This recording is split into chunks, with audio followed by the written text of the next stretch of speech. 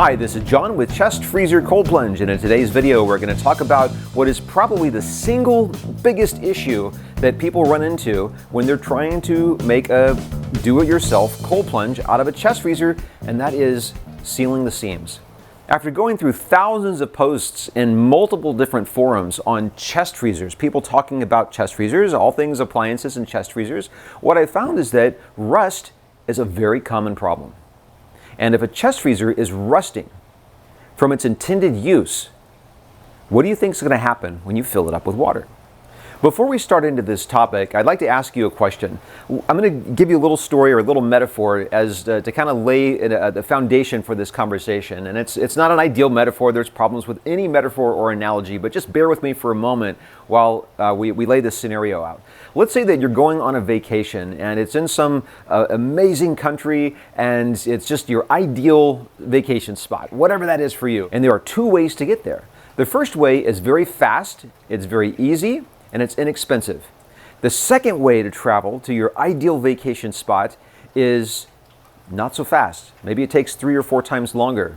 It's more expensive to get there, and it's harder to get there, okay, simply because it takes more time. It takes a little more thoughtfulness. However, taking these two routes, the fast and easy cheap route, 95% of the people, they get ambushed and they never make it. The other group that takes the slow route, 98% of them make it there safely, and they have an awesome vacation.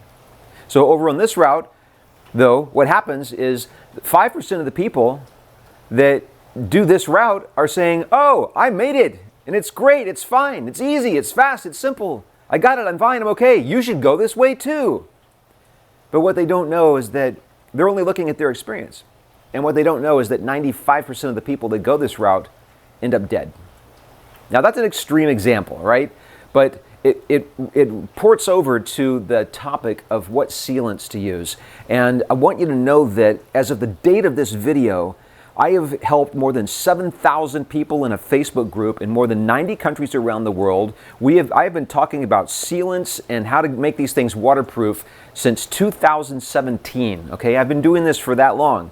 And the very first problem that I ran into with my chest freezer was I filled it up with water, I didn't do anything to it, and it leaked, rivers of rust. And I had to solve that problem. And I went about it a few ways that didn't work before I finally got it dialed in and found a way to make it work. Not a week goes by, or maybe a couple of weeks will go by where I don't see posts from my Facebook group from somebody, or get an email, or get a direct message, or get a phone call, or have a conversation with somebody who has had problems with their chest freezer leaking or dying because it wasn't sealed correctly.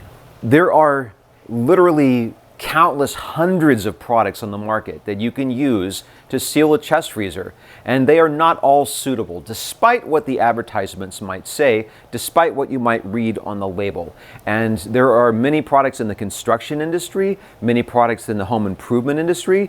There are the as seen on TV products, and those I can most likely tell you, generally speaking, those products are not great. People tell me, oh, I've got this gutter sealant or this roof sealant, or I've used it to seal bathtubs, tile, showers, etc. And usually it's the construction people that have been in the business for a really long period of time that use or want to use these products because they've had such great luck with it. Now, here's the problem though. None of those things, gutters, roofs, bathtubs, showers, none of those things are designed to hold water long term. Okay, none of them are. And when you take that product that's not designed to hold water long term, when it's exposed to water over time, it tends to deteriorate or delaminate or come away from the wall or floor or the seal where it's been applied. And this is not what you want, and that's what causes leaks. When I was writing my book, I contacted countless manufacturers, and I had a list of questions that I would ask them about their product. And I would say, is this product, number one, suitable for long-term submersion? Number two, is the product suitable in long-term submersion in water that's going to be colder than 40 degrees Fahrenheit or 4.4 degrees Celsius, down to close to freezing? Number three, is the product free of toxic chemicals and VOCs? In other words, can it be used in potable water situations? Almost every single one of those manufacturers that I reached out to said that their products were not suitable for long-term submersion or cold water. Now, the other types of sealants that we see are those meant for pools and hot tubs and ponds and aquariums. And those can work, but they also tend to be fairly problematic. Again, when I was doing research for my book, I looked at a lot of different forums, and one of the things that I found was that there were a lot of complaints on a lot of pool sealant type products. Most of them were paints that were applied to the walls, and just long term they didn't get really great results. You've got to ask yourself, what are you doing? What is your goal? Are you thinking short term or are you thinking long term? If you're just getting a used chest freezer and you don't care what happens down the line, you're saving for a new chest freezer or a better setup, that's fine. You can go the short-term route and just realize that that chest freezer is going to die or have a much shorter lifespan than, and have more problems than if you just do it right once the first time. Now, there's also a relationship that we need to talk about between the sealant and the liner. It is a related topic, but it's a topic for another video, and I'll go into more details about that in another video. But let's get down to some of the nitty-gritty right now in terms of like the specific recommendations or the guidelines for what to look for. There are two basic types of products that can be used, so we're going to talk about. The first one is the sealants, the caulking. Okay, caulking, it could be any type of caulking, construction caulking, it could be aquarium caulking, it could be silicone. The other one is a two-part epoxy putty.